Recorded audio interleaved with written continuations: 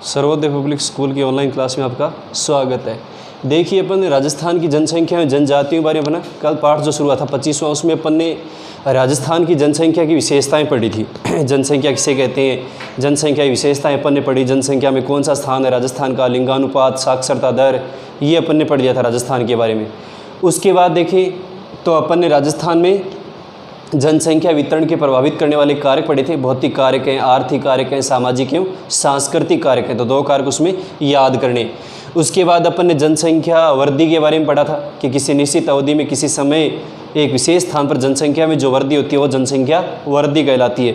फिर जनसंख्या वृद्धि की अपन ने प्रवृत्तियाँ राजस्थान में पढ़ी थी कि धीमा वृद्धि का काल था 1901 से 41 तक, 41 से 71 तक मध्यम वृद्धि का काल था और 71 के बाद तीव्र वृद्धि का काल था। और उसके बाद देखें तो 1991 के दशक के बाद जनसंख्या में थोड़ा क्या है, गिरावट देखने को मिली थी। जो परिवार कल्याण कार्यक्रम वगैरह शुरू किए गए थे राजस्थान सरकार के द्वारा, शिक्षा का प्रसार हुआ, तो धीरे धीरे जनसंख्या में जो 10 की वृद्धि दर उसमें क्या आई है, कमी आई है।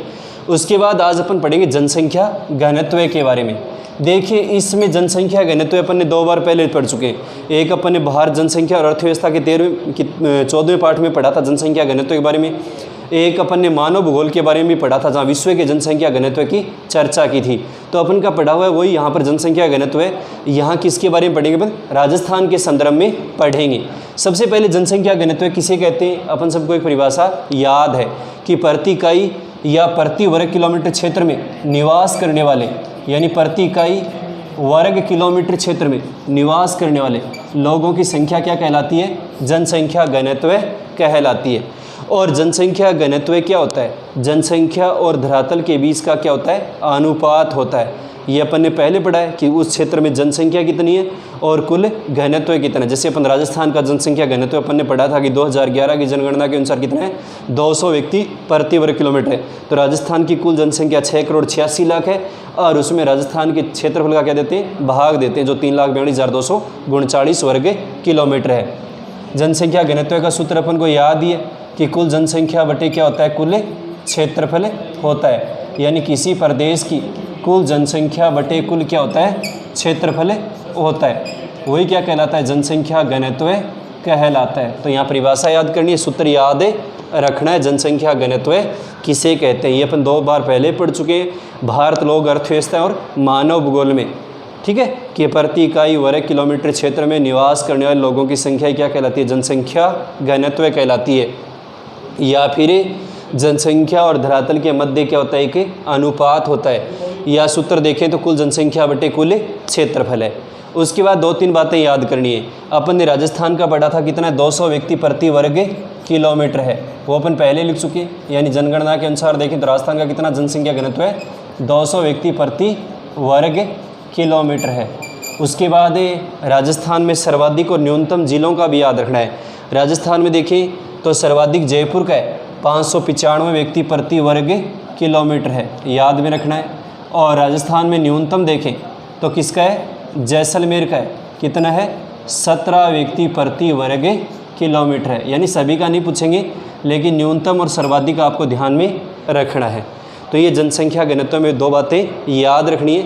ये अपन ने पढ़ाई है, जयपुर का 595 क्यों है, जैसलमेर का 17 क्यों है, क्योंकि पहले पढ़ चुके। जनसंख्या घनत्व में वही कारक है जो जनसंख्या वितरण में है, क्योंकि जयपुर एक महानगर क्षेत्र है, मैदानी क्षेत्र है, जनसंख्या ज़्यादा निवास करती है, जबकि जैसलमेर के एक मरुस्थलीय और शुष्क क्षेत्र है, तो वहाँ जनसंख्या घनत्व क्या पाया जाता है, कम पाया जाता है।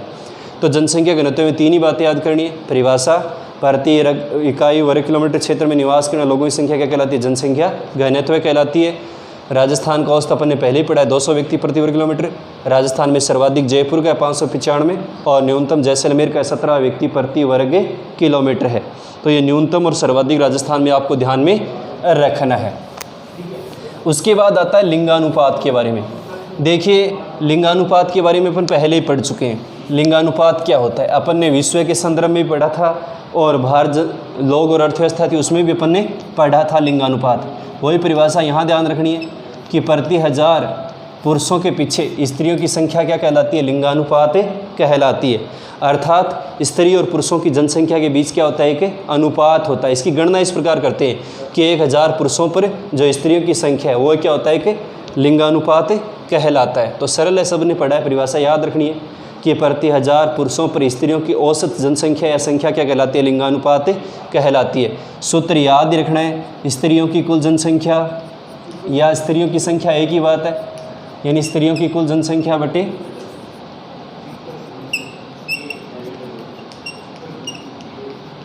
स्त्रियों की जनसंख्या बटे पुरुषों की जनसंख्या,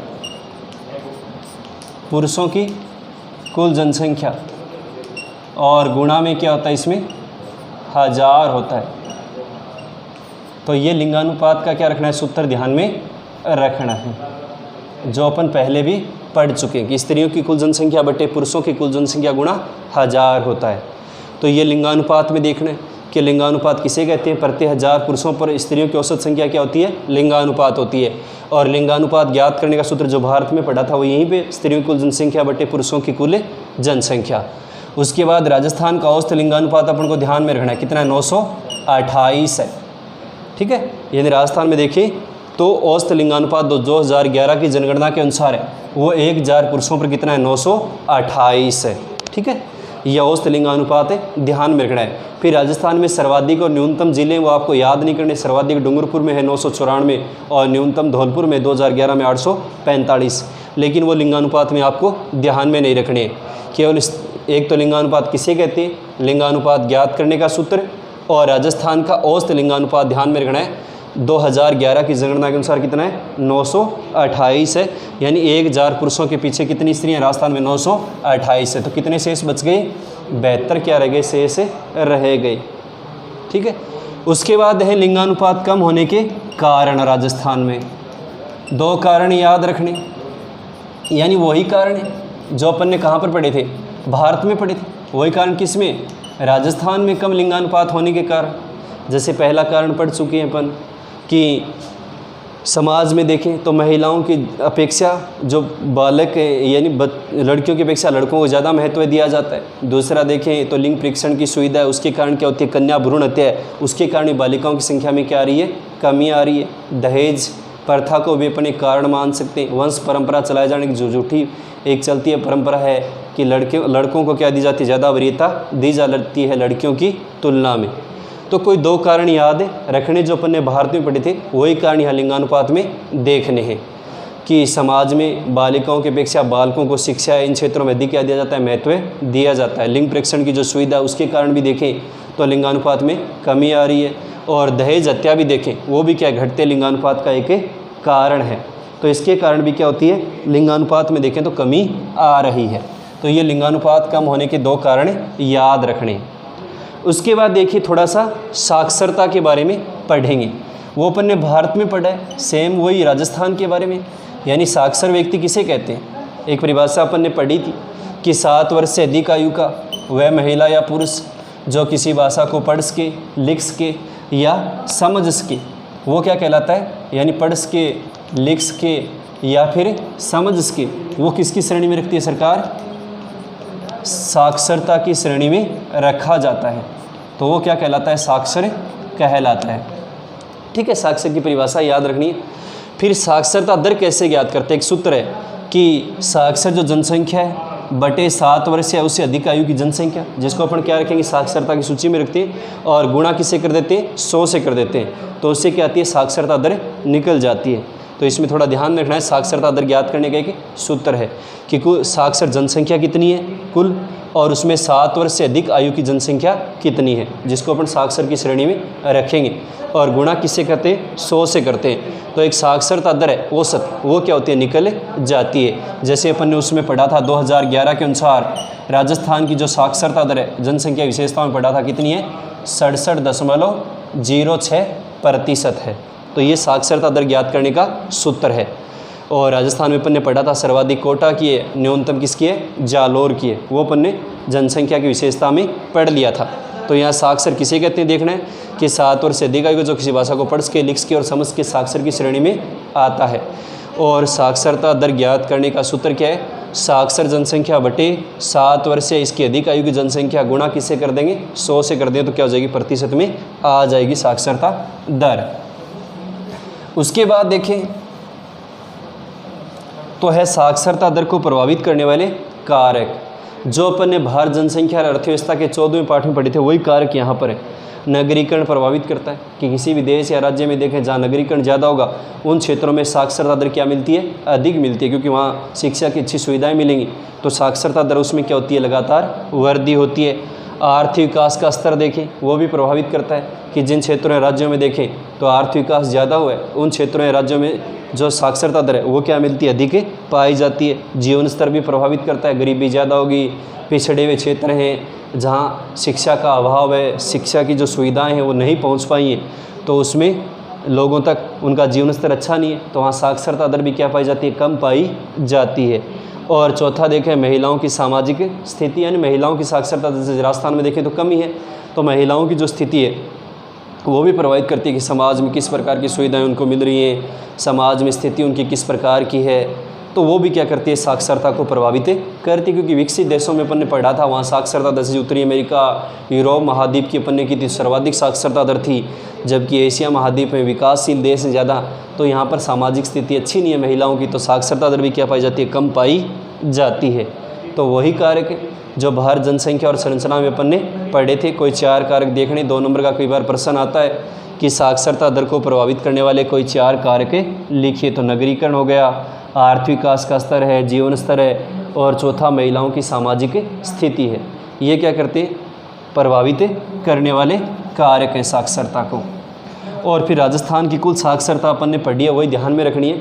कुल साक्षरता कितनी है, 67.06% है। बाकी अपन ने लिख ही लिया था पहले कि जो उसमें लिखा था राजस्थान की जनसंख्या की विशेषता में सर्वाधिक किसकी है, कोटा की है, और न्यूनतम किसकी है, जालोर की है। तो ये साक्षरता में याद रखना है, ठीक है।